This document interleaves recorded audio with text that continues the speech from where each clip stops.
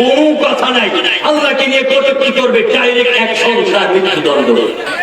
এই আল্লাহকে নিয়ে যদি কেউ কটূক্তি করে, অশ্লীল শব্দ ব্যবহার করে, অশ্লীল বাক্য ব্যবহার করে, শব্দ চয়নে যদি ভুল করে, কেউ যদি তামাশা করে, তাহলে তার স্থান কারাগারে হতে পারে না, তার জিহ্বাটা মুসলমান ভিতর থেকে কান দিয়ে বের করে ফেলবে।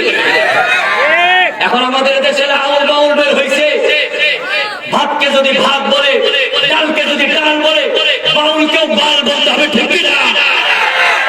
এই আউল বাউল বাউল যারা আমার আল্লাহকে নিয়ে কটূক্তি করে, অশ্লীল শব্দ ব্যবহার করে, শব্দ চয়নে ভুল করে, যারা তামাশা করে এবং তাদের দাবি যারা করে, তাদেরকে কারাগারে নেওয়া হয়েছে।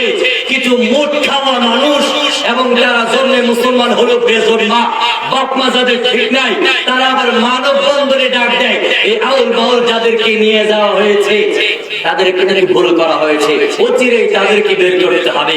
আবার অনেক দলের নেতারা সামনে ভোট পাওয়ার জন্য বলে আবুল সরকারকে এই মুহূর্তে জেল থেকে বের করা দরকার। বলেন না আউযুবিল্লাহ। এই আউল ফাউল বাউল ভাত ডাল ভাত আবাল ভাত, তারা আমার আল্লাহকে নিয়ে কটূক্তি করেছে। তাদেরকে যেমন কারাগার থেকে বের করার কোন সম্ভাবনা আমরা দিব না, দিতে চাই না। যদি দেওয়াই হয়, আমরা যারা এই আল্লাহকে নিয়ে আল্লাহর জমিনে মুসলমানের সামনে এই অশ্লীল শব্দ ব্যবহার করবে, যদি তাদেরকে আমরা পাই, তাহলে তাদের মাথাটা নিচে ফালাইয়া, পাটা গর্দানের উপর ফালাইয়া পুরো গর্দাকে দেখবে, ঠিক না?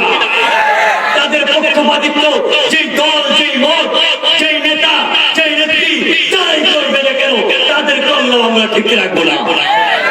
যেই নেতাই হোক, কোনো কথা নাই। আল্লাহকে নিয়ে কটূক্তি করবে, ডাইরেক্ট এক সংসার মৃত্যুদণ্ড।